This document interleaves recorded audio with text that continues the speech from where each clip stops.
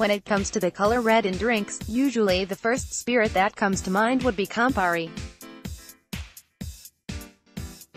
Invented in 1860 by an Italian drink maker named Gaspare Campari, Campari is an amaro, or Italian herbal liqueur, that is arguably one of the most recognizable spirits in the world, thanks to the brilliant blood red color of the spirit.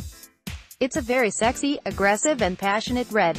And as soon as you see it you know it's a Campari, said Symphony Loo, regional brand ambassador for Campari, who was in town recently for a guest shift at Coley Cocktail Bar.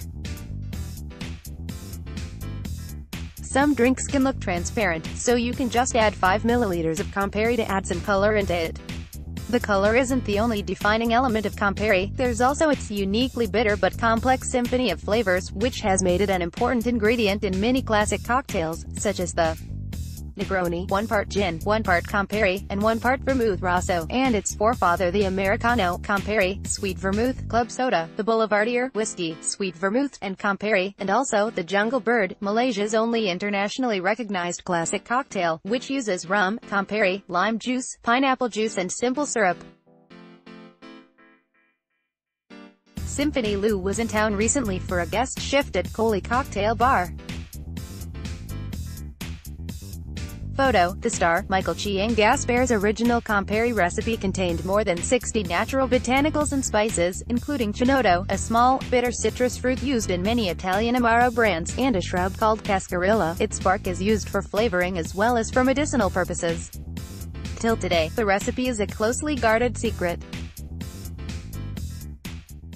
If you taste it neat, the first thing you'll get is a strong oily bitterness akin to that of orange peels and citrus, along with various herbs. I get very distinct rosemary flavors, said Loo, and spices. Besides the classic cocktails, I use Campari in different ways as well. Campari can be very bitter, and in our culture, we don't usually go for bitter drinks. So I usually use Campari to round out my cocktails, Loo said. You can just use 5 milliliters of it to round out a citrusy drink, or you can use it as a main flavor in a drink. For someone who has never tried Campari, Loo suggested first trying a refreshing Campari Spritz, a common Italian aperitif made with Campari topped up with Prosecco or sparkling wine, and add a squeeze of calamansi. With our weather, a refreshing drink will never go wrong. The reason I use calamansi is to give it a balance of flavors so the Campari isn't too bitter, she said. Gaspare's son, Davide Campari, was another of the company's most influential figures. With his father, Davide created the iconic Campari soda drink, and also revolutionized the way Campari marketed and advertised its product. The Jungle Bird is one of the classic cocktails that use Campari in the recipe. Photo: The Star. Darren Tan. Davide is also central to one of Campari's best-known legends, a love story between him and opera singer, Lina Cavalieri. They were both in love, but Lina had to move from Milan to France for another show. So, Davide decided to take a bottle of Campari and went to France, where he started to sell it there, and it became popular in France as well.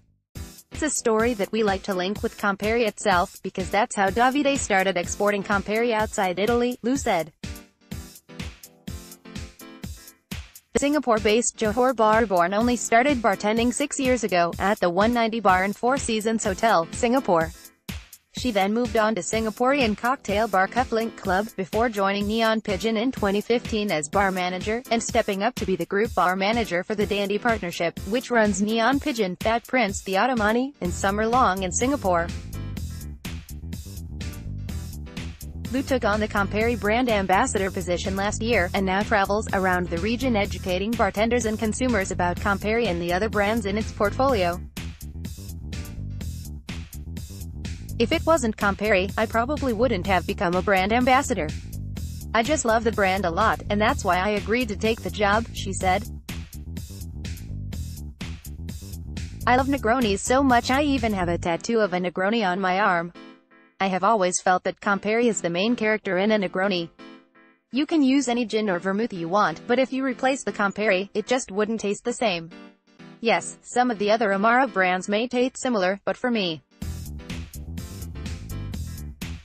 If a Negroni doesn't use Campari, I will feel like there is something missing in the drink. Michael Chiang would like a bottle of Campari and an Ang Pao this Chinese New Year. Drop him a note at the Tipsy Turvy Facebook page or follow him on Instagram.